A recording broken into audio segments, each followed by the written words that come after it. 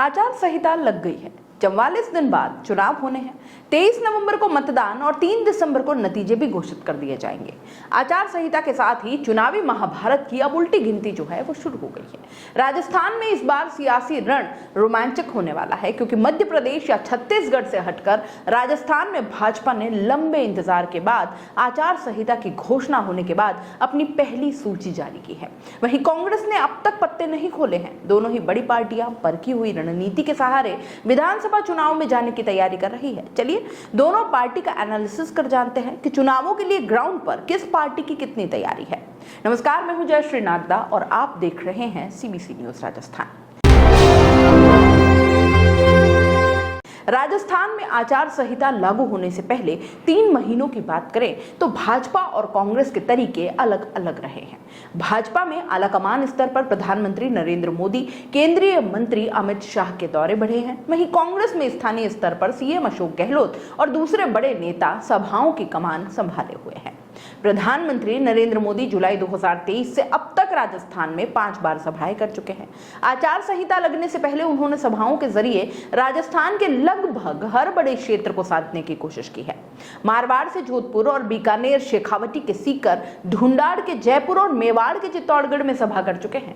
केंद्रीय गृह मंत्री अमित शाह ने पिछले महीने भाजपा की परिवर्तन संकल्प यात्रा की शुरुआत के समय 3 सितंबर को डूंगरपुर में सभा को संबोधित किया। यहां उन्होंने बेणेश्वर धाम में पूजा भी की थी और इसके अलावा शाह पिछले दिनों राजस्थान में जयपुर दौरे पर रहे।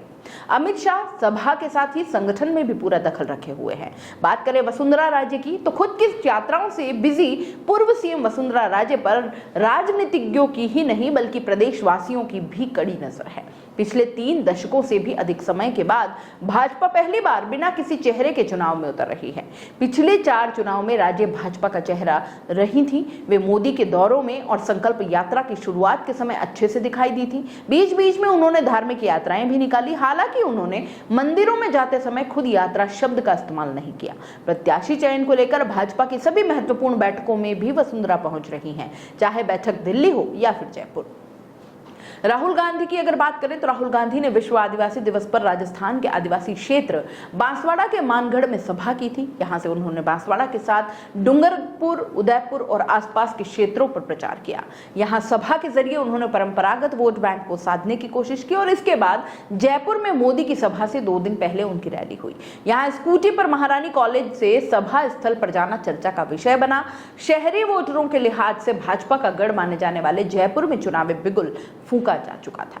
गहलोत अकेले 3 महीने में 50 से अधिक सभाएं कर चुके हैं। कोटा, जोधपुर सहित लगभग हर बड़े जिले में उन्होंने विभिन्न विकास कार्यों और योजनाओं को लेकर दौरे किए हैं। वहीं विजन डॉक्यूमेंट 2030 को लेकर भी उन्होंने छोटे बड़े 18 जिले कवर कर लिए। यहां उन्होंने जनसंवाद किया और जनता की नब्ज टटोलने का प्रयास किया। प्रियंका गांधी ने भी अब तक एक ही सभा की है। जयपुर और टोंक जिलों के बीच निवाई में उन्होंने सभा की थी और इस सभा के जरिए उन्होंने 22 सीटों को कवर करने की कोशिश की थी। भाषण के जरिए कार्यकर्ताओं में जोश भरा। सचिन पायलट की बात किए बिना राजनीति अधूरी है राजस्थान की। तो यहां बात करते हैं सचिन पायलट की। सचिन पायलट भी केवल आलाकमान की सभाओं में नजर आ रहे हैं। वे फिलहाल कोई प्रदेश दौरा नहीं कर रहे। पायलट अपने विधानसभा क्षेत्र टोंक में काफी सक्रिय है। पिछले विधानसभा चुनाव में वे प्रदेश कांग्रेस अध्यक्ष होने और विपक्ष में पार्टी होने के कारण प्रदेश भर में जमकर दौरे कर रहे थे। भाजपा ने चुनावी प्रचार की शुरुआत पिछले 4 चुनावों की तरह ही 2 सितंबर को भी परिवर्तन यात्रा निकाल कर की थी और इस बार 4 परिवर्तन यात्राएं निकाली। चारों दिशाओं से निकली गई यात्राओं के जरिए भाजपा ने प्रदेश की कुल 200 विधानसभा सीटों को कवर किया और इस दौरान कुल 8,982 किलोमीटर का सफर उन्होंने तय किया। अलग अलग नेताओं को जिम्मेदारी दी और केंद्रीय मंत्रियों, प्रदेश के मुख्यमंत्रियों तक को बुलाया। इन यात्राओं का रोड मैप इस तरह तैयार किया गया कि पूरा का पूरा राजस्थान कवर हो जाए। भाजपा ने अपने प्लान के अनुसार परिवर्तन यात्रा के समापन अवसर पर प्रधानमंत्री नरेंद्र मोदी को बुलाया था।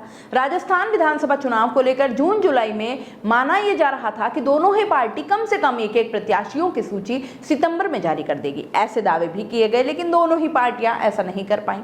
भाजपा ने अब आचार संहिता घोषित होने के बाद अपनी पहली सूची जारी की है।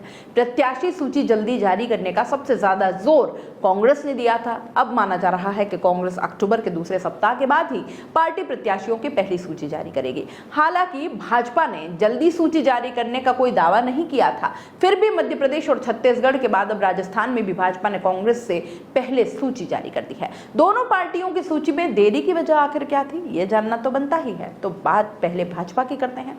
संगठन की ओर से पैनल देरी से बना, इसके बाद आलाकमान के सर्वे और संघ के पैनल से मिलान करने के चलते प्रत्याशियों के चयन में देरी हुई और यही वजह रही कि आचार संहिता के पहले तक भाजपा सूची जारी नहीं कर पाई। अब यहां कांग्रेस की बात करते हैं। कांग्रेस के सर्वे में पिछले चुनाव में जीती 60% सीटों पर जनता की उनके विधायकों से नाराजगी की बात सामने आई। विधायकों की सीटों में बदलाव के गणित में पार्टी उलझी हुई है और अब तक पहली सूची जारी नहीं कर पाई है।